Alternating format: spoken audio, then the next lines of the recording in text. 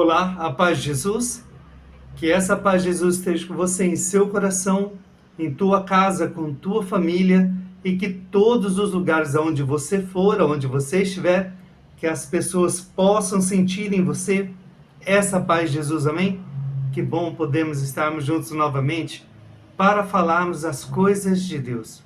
Hoje gostaria de trabalhar a tabela dos tempos determinados, mas de uma maneira mais simples, porque algumas pessoas têm dificuldade de compreender essa revelação de Deus por inteiro.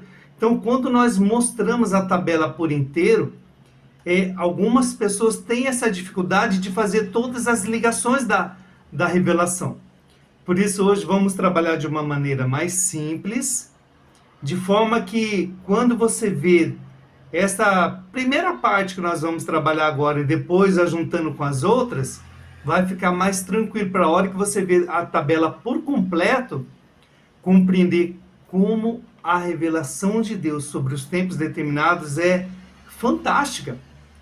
Porque nós temos diante de nossos olhos tudo o que o Senhor já fez, o que o Senhor está realizando e o que o Senhor ainda vai fazer neste mundo. Está bem? Por isso, eu gostaria de convidar você para pegar a palavra de Deus no capítulo 20 do nosso amigo Mateus. Nós vamos trabalhar aqui a parábola dos trabalhadores da vinha. Eu quero que você perceba os horários que o nosso Senhor está revelando nesta parábola. É esses horários que são importantes. Aqui, na versão bíblica que eu tenho, o horário já está convertido para as horas que nós usamos atualmente. Mas, depois na tabela, eu vou explicar para vocês qual é o horário judaico. E é muito importante as horas dos judeus, porque vai fazer todo sentido aqui. Está bem? Por isso, vamos lá? Evangelho do nosso amigo Mateus, capítulo 20, a partir do versículo 1, que vai nos dizer assim: O reino dos céus é semelhante a um pai de família que, ao romper da manhã, saiu para contratar trabalhadores para a sua vinha. Acertado com eles o preço da diária, mandou-os para a sua vinha. Saiu pelas 9 horas da manhã, viu outros na praça sem fazer nada, e lhes diz: Ide também vós para a vinha, e eu vos darei o que for justo. E eles foram. Saiu de novo por volta do meio-dia e das 3 horas da tarde, e fez o mesmo. E ao sair por volta das 5 horas da tarde, encontrou outros que estavam desocupados e lhes disse: Como é que estás aqui sem fazer nada o dia todo? Eles responderam: Porque ninguém nos contratou. Ele lhes disse: Ide também vós para a vinha. Pelo fim do dia, o dono da vinha disse ao seu feitor: Chama os trabalhadores e paga os salários, a começar dos últimos até os primeiros contratados. Palavra da salvação. Glória a vós, Senhor, por esta palavra. Então, só para que nós possamos colocar e visualizar a tabela mais simples que nós vamos trabalhar, eu só quero informar para vocês como que funciona o horário dos judeus. Os judeus, eles não contam as horas da noite. Grave isso, na época de Jesus, dali para trás, os judeus nunca contavam as horas da noite. Por exemplo, quando você lê o Gênesis, você pode ver que lá está escrito assim, ó: houve uma tarde e depois uma manhã. Foi o primeiro dia. Percebe que ele não fala nada da noite? Percebeu? Então aqui, ó, perceba que esta palavra, quando ela começa, a tradução desta Bíblia está da forma correta, diz que ao romper da manhã. Para nós, na nossa hora, isso significa 6 horas da manhã. Mas no horário dos judeus, o dia começava a contar as horas quando o sol despontava. Por isso que essa palavra está dizendo que ao romper da manhã. Percebeu? Então, para os judeus, a hora que o sol desponta é a hora zero. Depois, o que para nós é 9 horas da manhã, para os judeus é a hora terceira. O que para nós é meio-dia, para os judeus a hora sexta e assim por diante. Percebeu?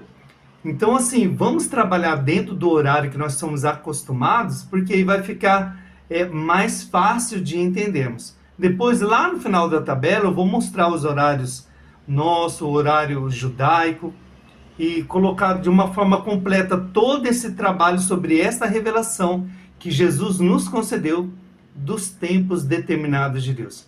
Por isso, quero convidar você agora para nós irmos para a nossa tabela. Veja aí, né, a primeira parte aí que está aparecendo, né, a vinha do Senhor. Uma imagem bem sugestiva aí, porque você vê que ali tem uma cruz, né, na verdade é a armação, né, que sustenta toda aquela planta lá que dá a vinha, que dá as uvas, é uma maravilha. Então é uma imagem bem sugestiva, né, sobre a vinha do Senhor. Nós temos a passagem ali, né, do nosso amigo Mateus, do capítulo 20, do versículo 1 ao 7. E agora vamos ver, olha, eu quero que você repare então, a primeira revelação, né, o Senhor diz que ele saiu ao romper da manhã, para nós, 6 horas da manhã, né? Quem é o trabalhador que o Senhor chama neste período da história do mundo? Vamos lá ver. É o nosso amigo Abraão. Repara ali, eu coloquei ali 6 horas. E repare, acima da figura do pai Abraão, que está um dia da semana ali, na segunda-feira. Então, assim, quando na história o Senhor chama Abraão, é quando começa nesta parábola que Jesus contou, o romper da manhã. Você pode ver que antes de Abraão não se pregava a fé, não era transmitida a fé. A fé no Senhor era guardada em família. Você pode acompanhar no Gênesis que Adão gerou Caim, que gerou depois Abel, que gerou depois a Sete, e todas as gerações que vieram dos filhos de Abraão e seus sucessores, você pode ver que a palavra era sempre guardada na família, daqueles que estavam ligados à geração de Adão. Percebe? E aí quando chega em Abraão, Deus chamou Abraão de o pai da fé. Então ali o Senhor vai começar a formar o povo de Deus. Olha que coisa maravilhosa. E começa tudo com Abraão. Então, ao romper da manhã da história, para nós na parábola 6 horas, mas na história do mundo, né, seria a segunda-feira. Você já vai entender o porquê é segunda-feira. Então, depois ele diz que às 9 horas da manhã ele chamou um outro trabalhador. Vamos ver quem é então? Ali, ó, o rei Davi. E você pode ver que nós já temos ali que é na terça-feira. Olha que mistério, hein? Mas já você vai entender que maravilhosa que é toda esta revelação aí. Então, o pai de família, né, comparou Jesus, o reino dos céus, como este pai que chama trabalhadores para a sua vinha, né? Para trabalhar no mundo, para trabalhar pelo reino de Deus, né? E começou ali chamando por Abraão, depois chamou o rei Davi. E vamos ver quem o Senhor chamou ao meio-dia. Olha lá que maravilhosa revelação de Deus. Ao meio-dia veio-nos Jesus na história. Você pode você pode observar ali que isso se deu na quarta-feira. Já você vai entender esses dias da semana. Mas é muito importante agora você acompanhar toda essa linha que nós estamos trabalhando aqui, essa linha de tempo aqui. Agora, entrando já no nosso tempo, quem que veio depois de Jesus ali? Quem Deus chamou às 15 horas, né? Ou seja, às 3 horas da tarde. Está ali, ó, São Francisco de Assis. E a revelação que tem sobre este menino é muito grande. Por isso a importância de São Francisco vir às 3 horas da tarde na linha do tempo dos tempos determinados de Deus. E por fim, né, na sexta-feira, às 5 horas da tarde, vai vir o precursor de Jesus. Quem é este personagem? O Apocalipse revela que haviam 2 testemunhas que deveriam vir. E diz assim que uma tinha, né, o poder de fazer com que não chovesse nos dias de sua profecia, e o outro, o poder de transformar as águas em sangue. E é interessante que você pode ver que claramente quem conhece a palavra de Deus vê que está se referindo a Elias e a Moisés. Porque Elias é o único na palavra de Deus que fez com que o céu ficasse fechado, ou seja, não chovesse por 3 anos e meio. E Moisés é aquele que, quando fez vir aquelas pragas sobre o Egito, a primeira delas foi o quê? Ele transformou as águas do Nilo em sangue. Percebeu a referência? E outra coisa, há referências no Antigo Testamento sobre as 2 testemunhas.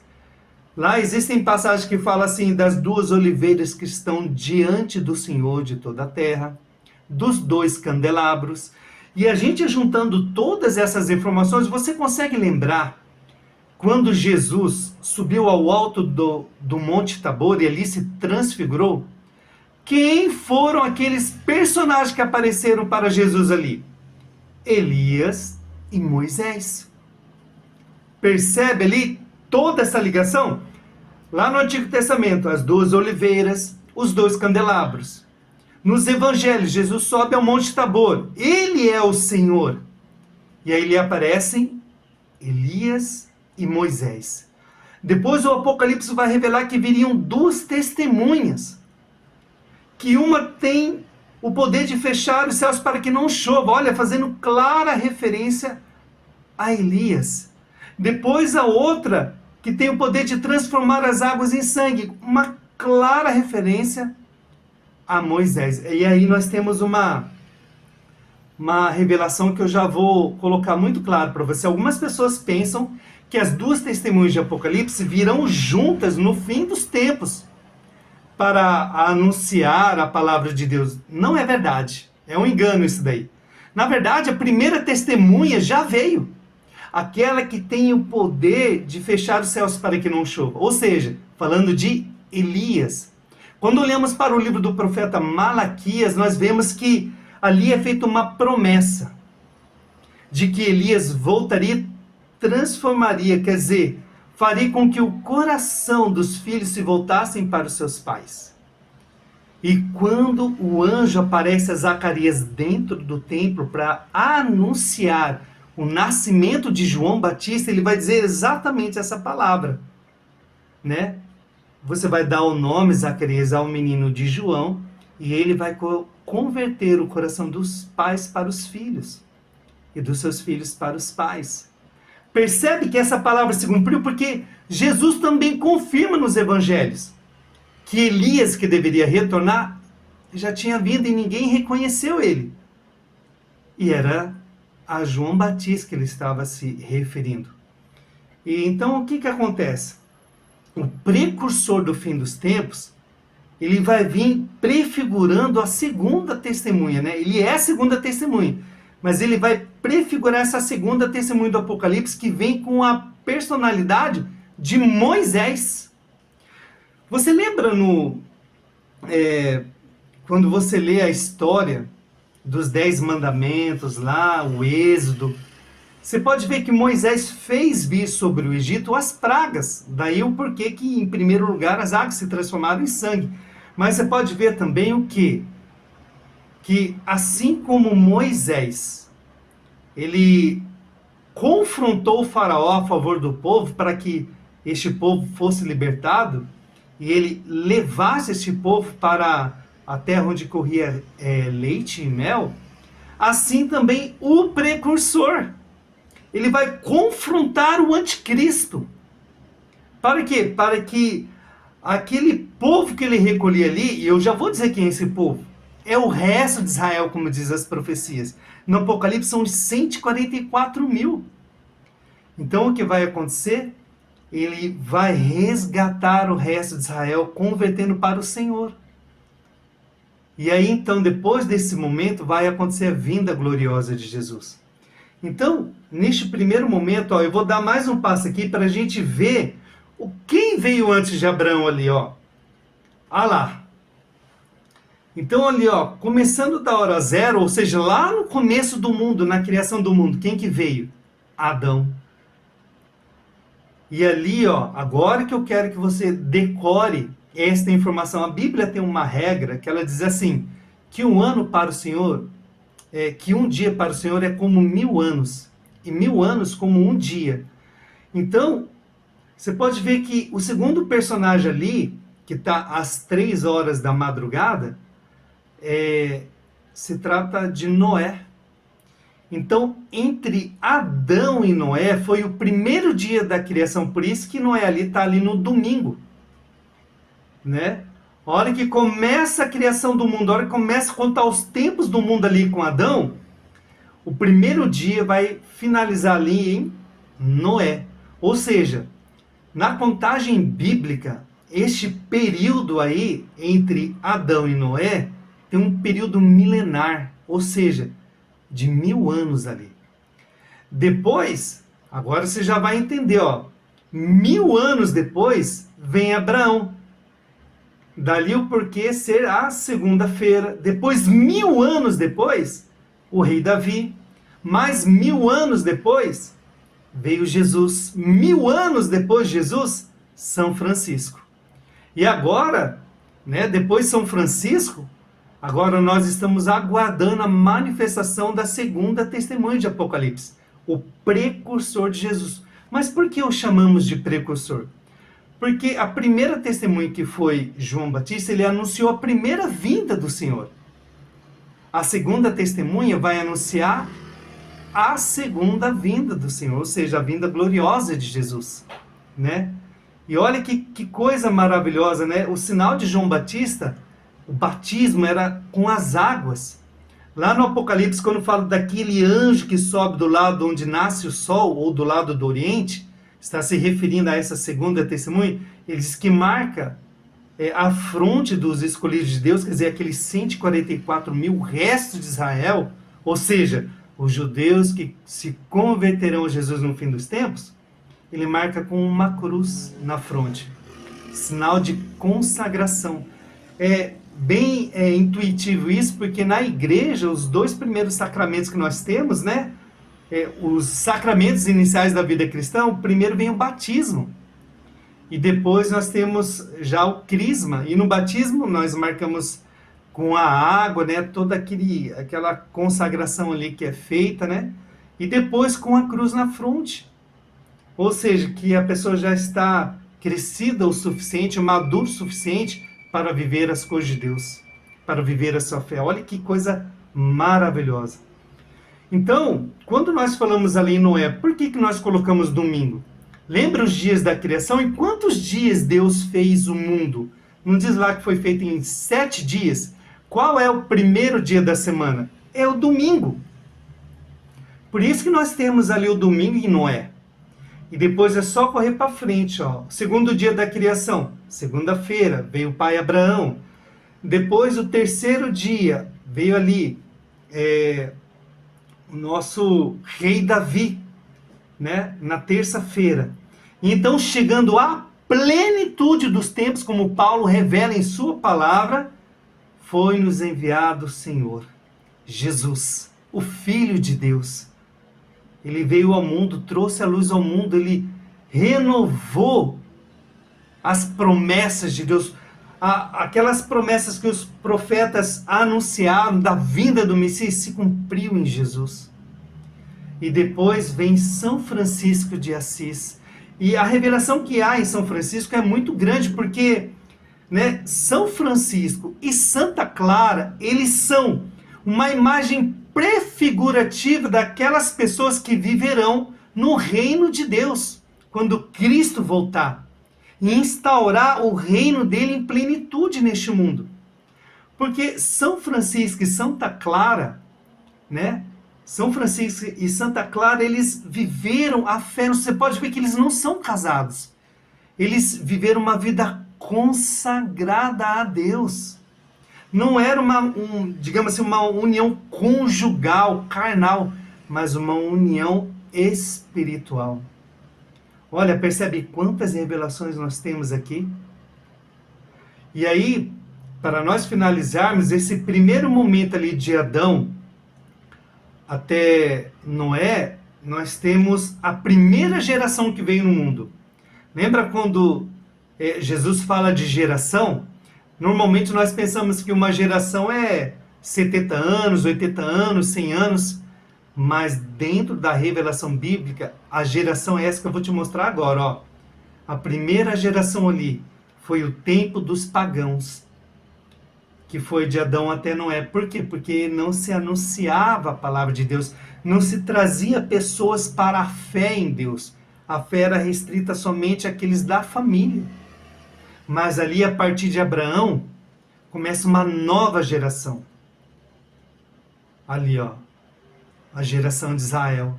É o tempo de Israel no mundo. E depois, agora, neste momento atual, nós estamos no tempo da igreja, nós somos a geração da igreja. A geração que verá o Senhor voltar. E olha, nós já estamos muito próximos. Você pode ver que o precursor, ele vai se manifestar ali às 17 horas. Esse horário, na sexta-feira, nos tempos determinados de Deus. Depois, mais devagar, nós vamos trabalhar tudo isso. Mas é a hora em que Jesus volta. E você percebe, eu quero que você perceba esse momento aqui, ó. Lembra que nos evangelhos Jesus diz assim, que por causa dos escolhidos, o tempo seria abreviado? Olha, conta ali, ó, de Adão até Noé, quantas horas deu? 3 horas. De Noé até Abraão, quantas horas deu de intervalo ali? 3 horas. Depois, de Abraão até Davi, 3 horas. De Davi até Jesus, 3 horas. De Jesus até São Francisco, mais 3 horas. Só que de São Francisco até o precursor, já não temos 3 horas. Temos apenas 2. Você percebeu que o tempo encurtou? É isso que vai fazer dar sentido quando Jesus fala assim, que os dias seriam abreviados. Então, que essa primeira parte aqui possa te ajudar a entender melhor os tempos determinados de Deus. E com isso, né, dessa forma mais simples, você pode rever este vídeo, você vai compreendendo os tempos do mundo. Por quê? Porque essas horas que foram se passando é como se Deus estivesse contando toda a história no mundo num giro do nosso relógio analógico ali, né? Começando às 6 horas da manhã, depois passando às 9, meio-dia, 3 horas da tarde, 5 horas da tarde, que é a hora que o Senhor voltará. E depois é 6 horas, você lembra ali, ó, que o pai, né, daquela vinha ali, o dono daquela vinha, ele pede para que o feitor chame os trabalhadores para pagar o salário deles. Este momento é o momento do fim do mundo. Ou seja, digamos assim, né, onde vai acontecer o juízo final. Compreende? Que revelação maravilhosa que o Senhor nos deu. Eu espero que esse vídeo ajude você a ter um pouco de mais clareza sobre os tempos determinados de Deus e que ajude você a voltar inteiramente o seu coração para Deus e buscar a conversão, se preparar para a vinda gloriosa do Senhor e deixar com que Deus seja tudo em você. O Senhor tem que ser tudo em nós. Já não posso ser eu que vivo, tem que ser que Cristo viva em mim. Amém? Que essas palavras possam trazer fé ao seu coração. Deus abençoe e até a próxima, se Deus quiser.